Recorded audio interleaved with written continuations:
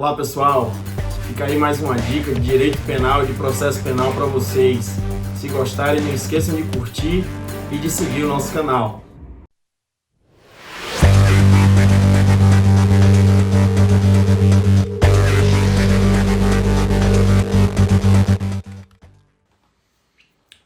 Olá pessoal, boa noite. Vamos começar mais uma live de revisão da teoria do crime. Vou dar mais alguns minutinhos para o pessoal ir entrando e chegando.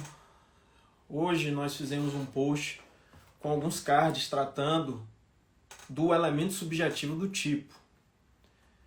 Na linha de desdobramento lógico das lições que estamos passando ao longo desse mês, iniciamos tratando do fato típico, conceituamos o fato típico, analisamos tipo legal, os elementos do fato típico, os elementos do tipo legal, para, na sequência, examinar pormenorizadamente cada um dos elementos do fato típico.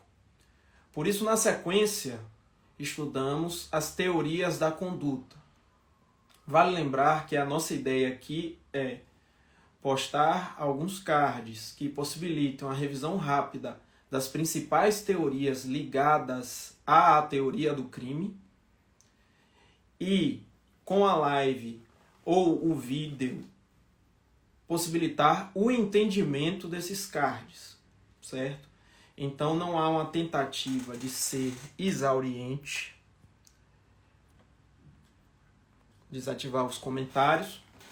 Não há uma tentativa de ser exauriente e de forma nenhuma esses vídeos substituem um curso completo de teoria do crime.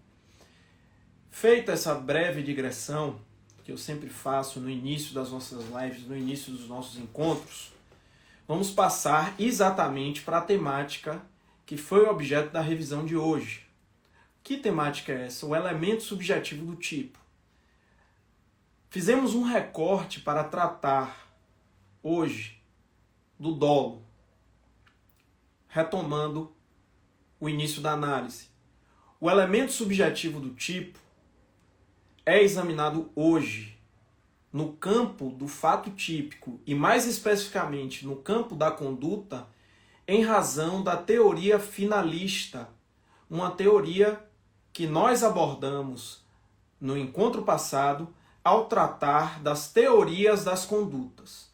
Essa é uma das teorias, uma teoria que tem muito destaque, e o seu principal destaque talvez seja a inserção do elemento subjetivo do tipo na conduta. Elemento subjetivo do tipo é um elemento que anima o agente, que é inerente ao agente, e integra o tipo penal. O elemento subjetivo do tipo pode ser o dolo ou a culpa. Como regra, os crimes são dolosos. Ou seja, no Código Penal, quando o legislador não especifica qual o elemento subjetivo de um determinado crime, aquele crime é considerado doloso. Por quê? Porque o dolo é a regra geral. A maior parte dos crimes do Código Penal é dolosa. O que é dolo? Avançando no caminho de entender o elemento subjetivo do tipo, vamos entender primeiro o que é dolo. Dolo é descrito pela doutrina majoritariamente como a junção de consciência e vontade.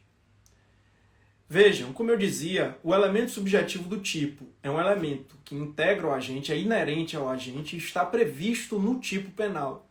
Ele versa, portanto, sobre uma dimensão do crime que é interna ao agente, intrínseca, uma dimensão com um quê de psicológica. Tanto que o conceito de dolo até hoje é consciência e vontade, a junção de consciência e vontade. É saber o que está fazendo e querer fazer o que se sabe estar fazendo.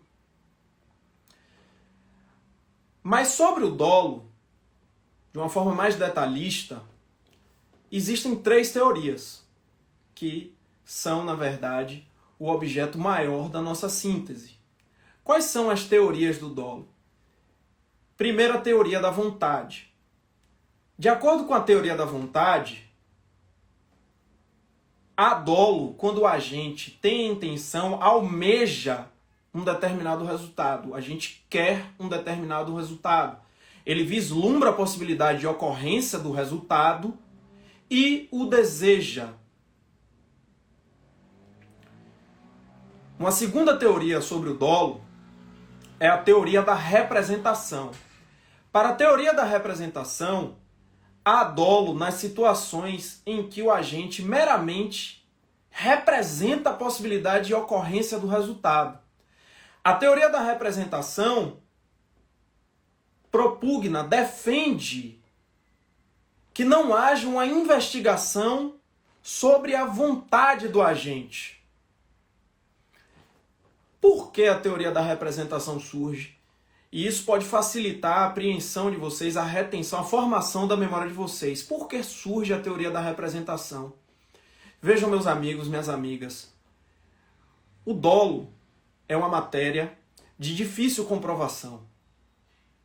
O meu grande amigo Gabriel Dalla, inclusive, me chamou a atenção uma vez para o seguinte fato: o dolo só se comprova por indícios. Por que o dolo só se comprova por indícios? Porque é impossível saber o que o agente delitivo desejava ou deseja. Vejam, o processo é uma tentativa de reconstruir um fato histórico, um fato que está no passado. Que fato é esse? O crime. Já há uma dificuldade grande em reconstruir o crime, produzir as provas ao redor do fato delitivo. Pensem então na dificuldade de comprovar a intenção do agente. É por isso que surge uma teoria denominada de teoria da representação. Para essa teoria, como é que nós solucionamos esse problema da prova? Não, nós não vamos examinar o que o agente queria. Nós temos que examinar se o agente poderia representar a ocorrência daquele resultado e ainda assim escolheu agir. A terceira teoria, dentre as principais, que fala sobre o dolo é a teoria do consentimento ou do assentimento. Para essa teoria, que parte da teoria da representação, é a base da teoria do consentimento, a teoria da representação, para a teoria do consentimento ou teoria do assentimento, haverá dolo quando o agente puder antever a ocorrência de um resultado e assumir o risco de ocasionar esse resultado. Esta teoria propõe uma distinção no tratamento jurídico de um agente que representa a ocorrência de um resultado. Ele acha, não, isso aqui pode acontecer. Se eu dirigir bêbado na contramão e em alta velocidade, eu posso causar um acidente. Para a teoria da representação, alguém que age dessa forma em uma situação deste tipo, age com dolo. Para a teoria do assentimento, é necessário investigar se o agente efetivamente assumiu o risco da ocorrência do resultado. Porque nas situações em que o agente entender que será possível evitar o resultado, ainda que antevendo a possibilidade de ocorrência de uma lesão ao bem jurídico, ele será punido a título de culpa. Tudo bem, Rudá? Você falou que tem 3 teorias, mas quais dessas teorias são efetivamente adotadas pelo nosso ordenamento? Como é que eu vou saber o que aplicar? Eu quero sair do campo da abstração, do campo da teoria e chegar à aplicação efetivamente do direito. O Código Penal brasileiro, no seu artigo 18, Inciso 1. Positiva a adoção das teorias da vontade e do consentimento.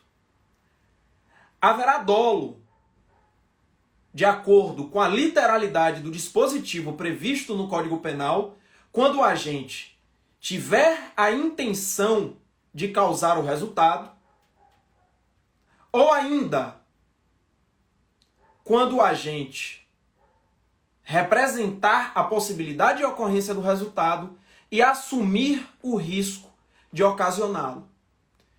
Há, portanto, reiterando a adoção, primeiro, da teoria da vontade, quando o agente tem a intenção de causar o resultado. Segundo, teoria do consentimento, quando o agente assume o risco de causar um resultado delitivo. E vocês podem perguntar, Rudá, veja, durante esse encontro, você falou que havia uma dificuldade na comprovação do dolo. E há, efetivamente, meus amigos, minhas amigas.